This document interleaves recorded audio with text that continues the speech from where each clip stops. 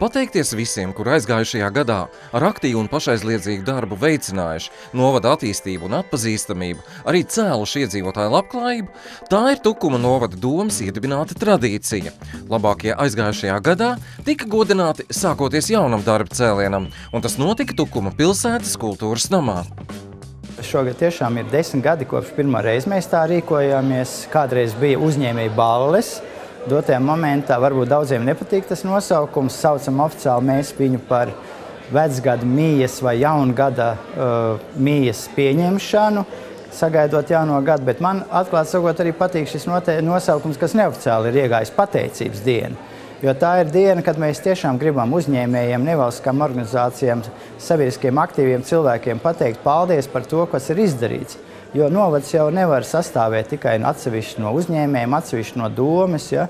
Tas ir vesels mehānisms, kas kopā strādājot, veido šo novadu, veido vidi, veido ar to, ar ko mēs sevi lepojamies. Tā pateicības rakstu par veiksmīgu sadarbību un panākumiem saņēma Agnese Ritene, kura regulāri organizē veselības dienas manā aptiekā un konsultē par dažādiem veselības jautājumiem, tātad par veselīga dzīvesveida popularizēšanu. Viennozīmīgi tas katram dod tādu gandarījumu un tādu sparu varbūt nākošajam gadam un šim gadam vēl uz priekšu darīt arvien labāk un labāk. Protams, ka tas ļoti patīkam saņemt atzinību no līdzcilvēkiem, vēl jau vairāk no pašvaldības. Tukuma novada ģerboni rotā roze. Tas tāpēc, ka tukumnieki no seniem laikiem ir iecienījuši rozes un rīko dažādas pasākumus par godu šiem cēlajiem ziediem. Un te nu bez Dailes un Bruno Trubiņiem neiztikt, jo viņi ir Sēmes rožu kolekcijas dārza rozīta īpašnieki. Viss sācies pirms 7 gadiem ar iegādātu zemes gabalu nepilnu 3 hektāru platībā, uz kura tad arī tika sākts veidot rožu kolekciju dārzu. Šobrīd kolekcijā ir vairāk kā 300 šķirņu un vairāk kā 3000 rožu stādu. Tad, kad cilvēki atbrauc uz kolekcijas dārzu, un tas jau ir lielākais gandarījums, ka tu vari radīt to prieku cilvēkiem, un visi ir gandarīti, ja, un priecājās par tām rozēm, par dārzu, visu, un tas jau dod to prieku un gandarījumu. Tas ir mīlestības darbs. Tas ir mīlestības darbs mums abiem, un ja nebūtu šī mīlestība uz rozēm, tad arī nekas noteikti tā neizdotos tik labi. Es piebildīšu ne tikai uz rozēm, bet uz visu, kas aug, zaļo, priecē. Jebkura ziemciets, jebkurš koks, krūms, viss, kas dabā mīst. Nu jā, mums ir pamatā ir rožu kolekcijas dārs, bet tas viss tiek pilnveidots ar tādiem retiem augiem, skujkokiem, ziemcietēm, tā, lai nebūtu tikai tās rozes, bet lai cilvēki nāk, brauc un bauda visu to. Sākot ar 2012. gadu, tiek arī rīkoti rožu svētki. Šogad tie būs veltīti dzejnieka Imanta Ziedoņa atcerēji. Savukārt Irlavas un Lestenes pagastu pārvaldītājs Vilnis Janševskis tika godināts par ieguldījumu Lestenes baznīcas un leģionāru kapu kompleksa atjaunošanā un kultūrvides attīstībā. Šis apbalvojums bija pārsteigums un reizē arī ļoti liels gandarījums par to, ka mans darbs ir novērtēts. Šeit Lestenē es strādāju no 2009. gada, un 2011. gadā mēs nodibinājām Lestenes baznīcas atjaunošanas fondu un aktīvi sākām darboties baznīcas atjaunošanā. Tas prasa milzīgu tādu ieinteresētību, bet es tajā pat laikā jūtu arī ļoti lielu atbildību pret Lestenes ļaudīm, lai šo darbu tātad veicinātu un atbalstītu. Šobrīd mēs esam izdarījuši diezgan daudz. Esam baznīcā atjaunojuši grīdu, izgatavojuši baznīcas solus. Šobrīd esam piesaistījuši naudu, lai visu baznīcas iekšpusi varētu atremontēt tā, ka varētu sākt izvietot interjeru. Katrā ziņā neesmu to darījis viens, bet kopā ar lestenniekiem, kopā ar pārējiem fonda locekļiem, kopā ar draudzi. Savukārt Irlavas vidusskolas sporta skolotājs Madars Breide 2013. gadā kopā ar Modri Liepiņu Brazīlijā ieguva zelta medaļas pasaules čempionātā 10 un 20 km soļošanas sacensībās veterānu komandu vērtējumā. Notika tā,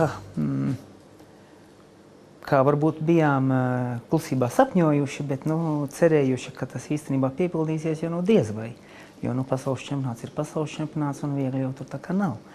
Bet jā, uzvarējām 10 km soļojumā, komandu vērtējumā un arī 20 km soļojumā. Tukuma novadā sportam tiešām ir zaļā gaisma, jo individuālā uzņēmuma IKO Eduards īpašnieks Aldis Limanskis tika uzteikts par nesautīgu atbalstu Irlavas pagasta florbola komandām. Tiek atbalstītas 3 jauniešu komandas un 2. līgas vīriešu komanda florbolā. Ir finansēti komandu transporta izdevumi, iegādātas formas, kā arī individuālās balvas sacensībās. Vienojāmies, ka varētu būt, ka formas varētu mums palīdzēt iegādāties. Ja tā naudas ziņā ņem, tas ir diezgan krietni, jo komandā jābūt apmēram 20 spēlētājiem un katra forma maksā 30 latiem apdruku vismaz, un tas ir tas lētākais vēl variants. Ja. Tā kā teicu, ka iepazīstināšu ar treneri, kurš ir, un viņš izstāstīs sīkāk pa visām niansēm, un tā arī bija, ka pēc tam Normunds Jansons, pēc tam mūsu treneris arī tikās ar Aldi, un viņi, protams, atrunāja dažādas nianses un cik nepieciešams tā formas un izmērus vispārējo. Es saprotu, ka tās lietas aizgājušas vēl krietni tālāk. Jā. Atgādināsim, ka Aldis Limanskis savā Tukumā bāzētajā uzņēmumā IKO Eduards piedāvā plašu profilu mini-traktors, kas noderēs zemnieku saimniecībās, meža darbos, apkārtnes labiekārtošanā un pašvaldību komunālajos dienestos. Komunālajā jomā varam piedāvāt produktus visām stihijām, zaļajai, baltajai, kuru gaidam joprojām, un krāsainajai, kas ir rudenī, es domāju, lapas, zaļo jūs sapratāt, zāle. Un arī stipri nopietna tehnika augsnes apstrādēji, stipri nopietna tehnika mežā šķeldošanai, malkas gatavošanai, kokmateriālu izvešanai, un tā tālāk un tā joprojām. Šeit pat aiz muguras ir viens jau, teiksim, ziemai sabruņojies avants ar sniega ārkulu priekšā un kaisītāju aizmugurē. Ja? Tā kā, teiksim, dažādākās kombinācijās mēs varam kombinēt šīs lietas, varam likt priekšā slotu aizmugurē kaisītāju vienā gājienā, šo te sniegu noslaucīt no ietves, no gājēja celiņa un nokaisīt viņu ar pretslīdēšanas materiālu tādu vai citu. Tāpat ir Slovēņu AGT traktorīts arī tādā pašā veidā bruņots lāpsta priekšā kaisītājs aizmugurē. Tātad cenšamies arī šīs te komplektācijas veidot tādas, lai tas darbs nebūtu dārgs un lai varētu vienā gājienā padarīt vairāk.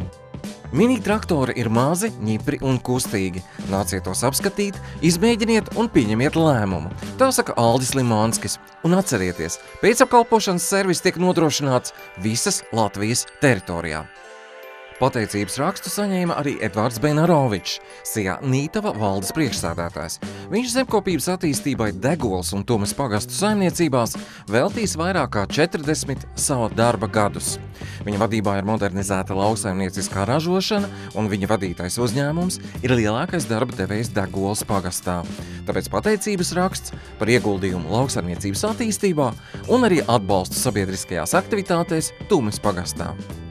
Edvards Benarovičs ir tiešām ļoti atsaucīgs uzņēmējs. Jā, esam vienmēr lūguši viņam palīdzību gan kultūras, gan arī sporta pasākumu organizēšanā. Viņš vienmēr ir bijis atsaucīgs. Tieši tāpatām, jā, ir arī kādi saimnieciski jautājumi radušies, kur mums ir vai nepieciešama tehnika vai arī darba spēks. Benarovičs kungs nekad nav mums atteicis. Un īstenībā, manuprāt, ir tā, ka ja nebūtu bijis Benarovičs, varbūt šeit nebūtu vispār nekā. Viņš ir noturējis to, kas mums ir, un uzlabojis. Mūsu saimniecībā uzlabojās darba apstākļi, uzlabojās ražošana. Tā ar zināmu lepnumu Edvards Benarovičs teica par nesen uzcelto kompleksu, kurš darbojas jau apmēram gadu. Šī te vecā kūts, kas bija celt, ja nemaldos, 71. gadā, 424 goviem, bija fiziski un morāli novecojusi.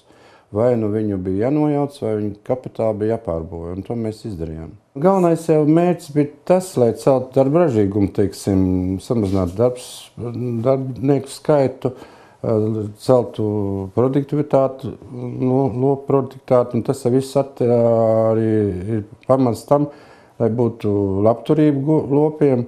Tie lopus pārveidojam bez piesiešanas brīvā turēšanā, teiksim, un mazos teliņus automātiem piebarojam pēc programmām, jā, ir arī automatizācija, teiksim, ar savu kompjuteriem, viņiem to visu programmu sastādu dzirdināšanā, neidināšanā. Un tas jau tā iet līdz tai mūsu laikmetam, lai mēs neatpaliktu, mēs spiest to visu ieviest tai dzīvē. Un es domāju, ka arī darba apstākļi uzlabojas krasi cilvēkiem un jau veidojās dažās darbietās jau konkursus uz šo darbvietu. Limbažs prasa piens nav un Valmija brauc pie mums jau pakaļ un Rīgas piena kombināts. Tie kruststāvi jau daudz rodās. Mēs nododam tepat tās tukumniekiem, mēs esam savus novadu patrioti un tā piena cena pašlaik, es domāju, ka ir normāli, pie tā varam attīstīties. Runājot un domājot par nākotni, Edvards Bejnarovičs teica, būšot jākonkurē gan ar savējiem, gan arī ar Eiropu, un tāpēc jāceļ darba ražīgums. Par ieguldījumu lauksaimniecības attīstībā un atbalstu kultūras un saimniecisko jautājumu risināšanā Slampas pagastā. Šādu pateicības rakstu saņēma Vladislavs Butāns, Slampas pagasta Siekalnāju valdes priekšsēdētājs. Viņš īstenojas jaunas slaucamo govju fermas līva būvniecības projektu un veic labu sadarbību ar pašvaldību, atbalstot Slampas un Džūkstes pagasta pārvaldes rīkotos kultūras un saimnieciska rakstura pasākumus.